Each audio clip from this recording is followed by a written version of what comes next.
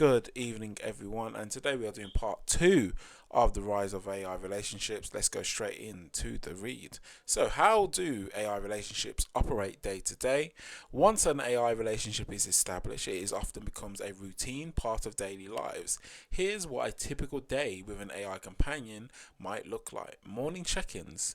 Users woke up to personalized messages from their AI asking how they slept or reminding them on their daily plans. AI companions can encourage healthy habits like drinking water, exercising, or practicing mindfulness. And playing again, as this channel is the Devil's Advocate channel, you can generally say that, again, like a normal person can't do this with you. So, in the AI defense, this is great, as in, oh, you can have this personal assistant that can literally remind you. And then you could argue, oh, well, Ash, we've already had like time alarms and all of that, to give us little reminders. But I think it's a bit different where you have this personal kind of assistant bot and it's interacting with you and you're giving it feedback also, so you feel like you're doing improvements as well. Let's go on to number two, conversations throughout the day. Just like texting a real partner, a friend, users messages their AI whether they need company, advice, or a distraction. AI chatbots use machine learning to record past conversations, making interaction feel fluid and meaningful. Some AI companions use voice interaction, creating an even deeper sense of presence. So let's just look at these little 3 points here. So just like texting a real partner or friends, so most people will text their partner or friend during the day, and it could be just very busy for both parties, let's just say, and there's no real, they kind of lose, how can I say, lose kind of, not trust, they just kind of lose that kind of spark with each other, yeah? Okay, that's cool. Now with the AI bot, people will be like, again, going back to what I always say, humans are very lazy. If I can literally text the chatbot, let's just say, every day, every hour, without me worrying that I'm going to be too much for this person, again, people are going to do that, and we're going to see a rise of this. Seriously, we're generally going to see a rise of it. So, and here's the funny thing: I think when you do ask people for advice or anything like that, people can think, as in, let's just say the person asking for advice, they could be like, oh, this is a bit too much, as in, am I asking these people too much? Is it getting to their heads or is it getting to my head, etc., etc.? So it's very interesting. Again, guys, I am putting myself in a situation so you guys can picture it a bit more, as in, this is the stuff that's going to be happening to everybody. So in fact, put yourself in this situation as well and just think, do you feel like this is how you're going to be in the next 10 years? Again, obviously, I'm not doing it, but, you know, it's going to be the thing where, who knows? Do you know what I mean? So, AI chatbots use machine learning to recall past conversations. That's a big thing as well. And if you're doing this daily, then you're going to really build literally a memorable large language model for yourself personally. And I think that's where it gets really interesting. And it can get a bit scary also. Anyway, we continue. And some AI companions use voice interaction. There you go. Voice interaction. That's where people are going to really feel it. That's where people are going to get really emotional. Yeah. And speaking of emotional, we get on to the third one. Emotional support on demand. When stress or anxiety arises, AI companions respond with calming words, guided breathing exercise, or positive affirmations. Some advanced AI models even detect distress through text analysis and respond proactively with confronting messages or coping strategies. So that's an interesting one. That's a very interesting one. If you've been, it's going back to point number two, when obviously the chatbot is, you can be sure with the machine learning.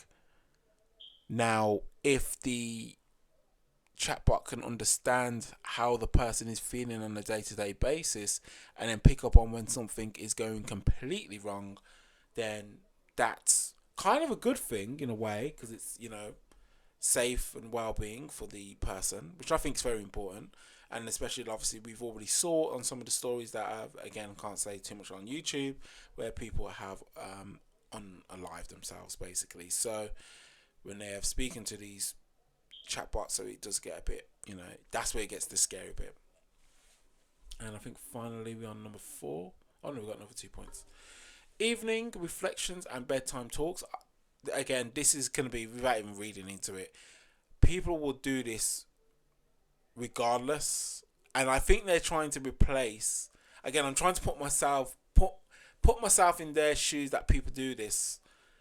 Is people will do this if they got no one to talk to, they ain't got no friends, and just having that kind of reflection or that feedback loop is going to be really important to an everyday person, actually, to be fair. Especially if they're like, and I think this is actually going to be, I would like to see if there's any studies if this is done with like high earners, like doctors, your lawyers.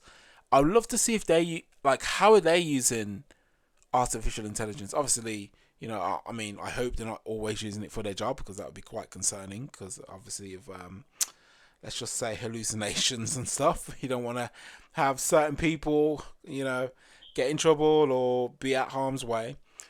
But again, I would love to see a study on how doctors and lawyers and stuff like that are using it. Are they using it as a feedback loop? But anyway, let's continue to read. So many users engage in nightly reflection conversations with their AI, discussing the highs and lows of the day. I think that's actually probably a good thing, actually, to be fair. I think that could be done in ways of like, okay, I didn't do this right today. I was supposed to go gym, but it didn't happen. How can I do it, to do for next Wednesday or for tomorrow? And then it's giving that feedback loop. I think that's really good, actually. So some AI companions generate personalized bedtime stories. Sorry. Oh, God. I don't know why I find that funny. Oh, God. Some AI companions generate personalized bedtime stories. Oh. Actually, you know what? It's not. You could do so much with it. Like, I'm thinking of 11 Labs, and you could actually create some really good stories just with 11 Labs. And literally using ChatGPT to prompt the story.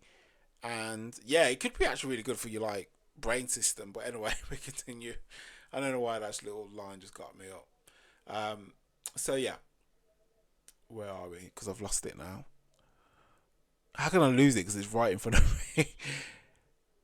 So some AI companions generate personalized bedtime stories or meditations to help users sleep better. And the reason why I think I lost it, because I was actually looking at number 5. So I'll go straight into number 5. AI relationships with a romantic twist. Certain AI chatbots, such as Replica Romantic Mode, allows users to experience virtual love, flirting, and even simulated intimacy. Guys, listen, I'm not a love expert or dating expert. It's not my field. I don't really care about it. But I would say touch grass, start talking to people. I think this is where it gets a bit scary. But people are gonna, like, people have already getting married to it. Bloody hell! Like, in fact, nothing surprises me. So you know what? Do what you gotta do. I wouldn't recommend it. I personally wouldn't recommend it. But yeah, whatever floats your boat. I don't really give a damn. After what I've been seeing, I'm like, bloody hell. Anyway, these interactions can include love letters, virtual dates, and expression of affection, reinforcing emotional attachment. Now, devil's advocate here again. We could take the virtual dates as actually probably a good thing, because it could actually give you some encouragement to go on an actual date, touch grass, and have a good time. But it could also boost up your confidence. Again, with the little video I did watch on, I think it was on ITV, or was it PBC? I think it was ITV, but basically was it? No, I think it was Channel 4 actually, where it was this man, and it looked like Sims to me, but he had the glasses on, those tech glasses, meta glasses or whatever, and he looked like he was literally role playing and literally having the AI date, let's just say. And he even said, I think it was due to anxiety. And yeah, so if he's using it for building confidence, I can't knock anyone down to using things that can build themselves up. I will never knock people down with that. However, I generally do believe also, I think people should go outside and touch grass, go outside and just talk. You don't have to talk to everyone, because I know it's a bit of a scary world out there, but just saying hello, if you can do it to a text or anything, I think it'd be easier for you to just go out there and just go it. Do what you gotta do, eh? Anyway, these interactions can... Oh no, we just read that. Over time, this is structured daily interaction, mimics real human relationships, making it harder for users to detach. Listen, that Japanese lady who got married, that's setted waves. And it's going to happen in huge amounts. So guys, please like, comment and subscribe. We will do this one tomorrow, as you can see it here. So yeah, peace out.